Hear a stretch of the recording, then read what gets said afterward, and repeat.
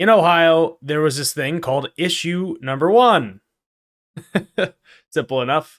It was the only issue on the ballot, I believe, yesterday across the entire state, in which it was a constitutional. Well, I'll read the specifics, but functionally, it was a constitutional amendment to change the threshold to constitutional amendments. So here we have from the AP.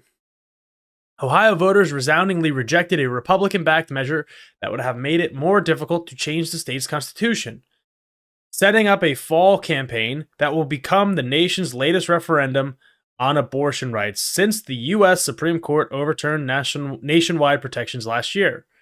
The defeat of issue 1 on Tuesday keeps in place a simple majority threshold for passing future constitutional amendments rather than the 60% supermajority that was proposed.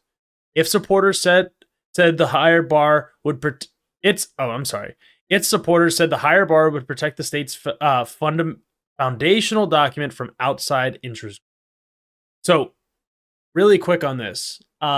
This is kind of like the filibuster. This is basically creating a filibuster on the Ohio Constitution. Now, that being said, it would be a filibuster not for the Ohio State Senate, not for the Ohio State House, but for the Ohioans, the Ohio people, which is not, I'll repeat, not how it should be. Now, you and I could maybe disagree on some things here, but in my opinion, the will of the people on these referendums should be upheld, whether I agree with it or not, right? So we'll get into the specifics here in a second, but when we talk about the will of the people and the Constitution and the democracy and the republic and all these things, right? These foundational, these words that kind of mean stuff, ignore like the people. Let's put that one aside for right now. But the republic and the democracy are important, obviously. But when you talk about a state's constitution, I can use Pennsylvania as an example because there are plenty of examples where the Constitution has been amended by simple majority votes by the people. But let's say the U.S. Constitution, to have an amendment, I believe it needs 67%, and it also needs it would need 67% of the, oh man, this is bad. This is a civics education 101. It would need 67% of the states to approve an amendment to the Constitution. I believe it's like an absurd amount in the actual Senate and Congress to approve it.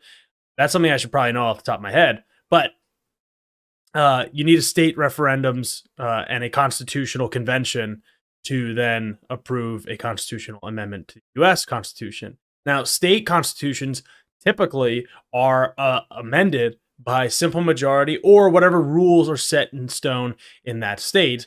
For Ohio, it's 50% plus one vote to change the Constitution. Not 50% plus one vote of the state house, like we said, of the people's vote on a specific referendum. So issue 1, as pointed out here, is not an actual referendum on abortion. There is an abortion referendum in the fall, in November. And the Republicans tried to quickly change the threshold from 50 to 60%, a 10% margin increase, which, by the way, there is the slim possibility, and I think the margins, I don't know if they're up here exactly, but the was done. So the 60% threshold was basically functionally, and I'll read this now, because of a poll that said 59% of Ohio's voters support abortion. So, voters in several states have approved ballot questions protecting access to abortion since the Supreme Court overturned Roe versus Wade, but typically have done so with less than 60% of the vote. AP VoteCast polling last year found that 59% of Ohio voters say abortion should be generally legal. So the 60% threshold is possible, would have been possible, but it is a much higher threshold than we would have expected, right? It's a much higher threshold than just a 50%. Because remember, if you look at a poll that says 60% of people support abortion. That means 40% don't. So that's a 20% gap, right? Like sometimes people like kind of miss that. Like as one goes up, the other one goes down. I know that's silly, but like it's a something that like, oh, like, well, we're really split. Well, no, we're not really split. And this is like, it says Ohio voters say abortion should be generally legal, right?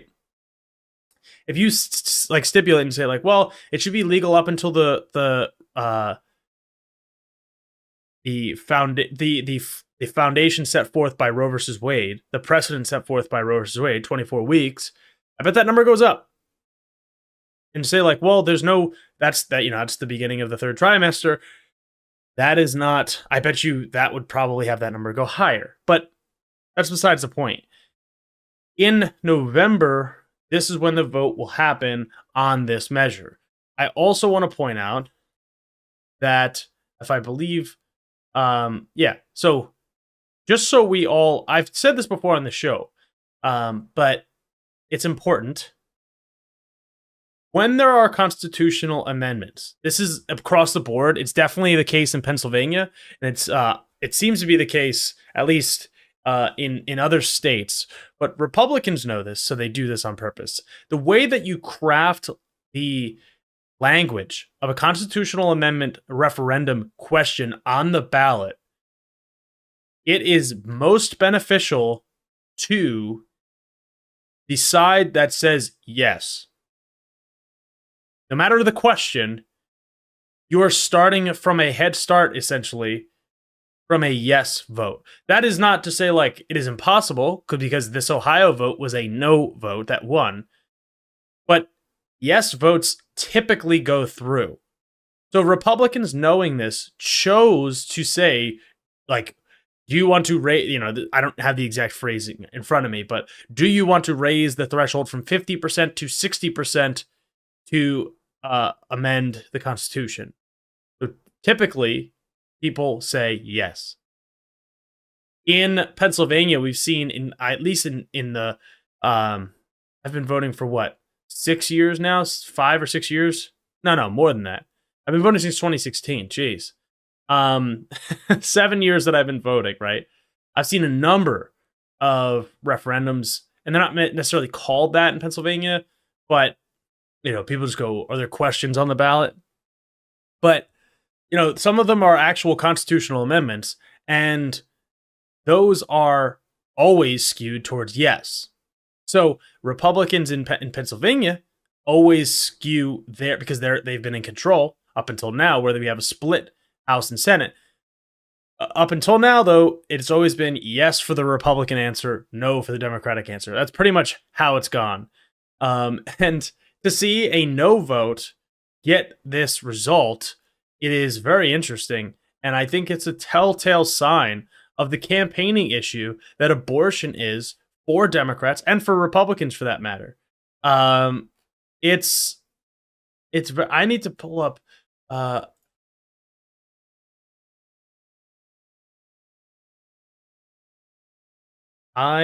want to get the exact numbers. It doesn't have it in this AP.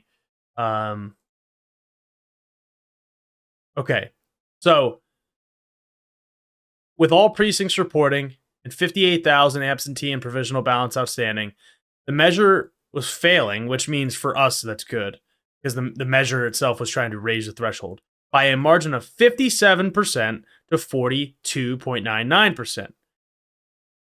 This, again, this is a good threshold to show, like, okay, well, in a off-year election, 2023, off year meaning just like a non-presidential election, and a non-midterm election, like a non-2022, 2018, 2012 election, and in a non-fall election where this is not a primary, this is just for this issue, you saw nearly 3 million Ohio voters come out, and 57%, which, remember, in low turnout, this is, again, broad statement here, so take this with a caveat. Broad statements, In low turnout elections, Republicans have a higher chance of winning because their voters have a higher propensity of voting. Older folks, older white folks for that, like if we want to be very specific, vote at a higher rate than younger people, than minority voters, than any other group. That is the group that votes, and they overwhelmingly vote for Republicans. So in these off-year, weird, random date elections, you would expect in a higher Republican rate of return than a general election. So that's good sign for abortion rights. So this fails. It goes to the November vote where they will need a simple majority, and that will hopefully protect a woman's right to choose their health care and having autonomy over their body. But, you know, can't take things for granted, guys. So remember, even though this looks good right now, November's a long ways away, but it's a short ways away. We have to keep our eye on the ball and convince people to get out and vote, whether you're in Ohio, Pennsylvania, Florida, Arizona, Wisconsin, California, everywhere in between, because you never know when this crap is going on. Like, I quick tangent before we move on. We know when things are going on, but even me, as somebody that is extremely plugged in with Pennsylvania politics, sometimes struggle to know when these constitutional amendments appear on the ballot because they are passed at the last second. They are put on at the last second, right before ballots are printed. So this is exactly why you have to keep an eye on the ball and just say, all right, in Pennsylvania or New Jersey or California, we might be okay for right now, but in places like Wisconsin, places like Ohio, places like Florida, where you have the sanctimonious running rampant, places where you have a Republican governor or a Republican state house or Republican state senate, and Democrats control one of them. Specifically, if you have, like, if you use Pennsylvania as an example, this is a good example, but let's say that the Democrats didn't pick up the state house here in Pennsylvania. If you had both the state house and the state senate controlled by Republicans in Pennsylvania, this is a fact, and Josh Shapiro was the governor, the plan was that they would pass a referendum that would appear on the primary ballot to ban abortion up to X amount of weeks. At the time, people were saying 6, 8, 10 weeks, whatever it would have been. In prior, you have to have it approved by 2 consecutive Congresses in Pennsylvania to have it appear on the ballot. And they were going to do it for the second time had they held the House. So Democrats winning the House in November of 2022 absolutely saved us in many cases, even the headache of fighting this fight. Although I think sometimes it's beneficial to fight this fight. I think Ohioans are going to see that the Republicans in their state house and the Republicans in their state senate and the Republicans that are going to run against Sherrod Brown for the Senate seat, they are not looking out for the average person in Ohio. They do not care about protecting women's right to choose. They don't care about raising the minimum wage. They don't care about any of that stuff. They don't care. Sherrod Brown, although he is not extremely progressive, he is extremely progressive when it comes to unions, which is a good thing if you're in a state like Ohio, Wisconsin, Pennsylvania, Michigan, these states. That is the type of Democrat that you need to protect, and you need to get a lot of support behind them. But an issue like this is going to drive people out for 2024.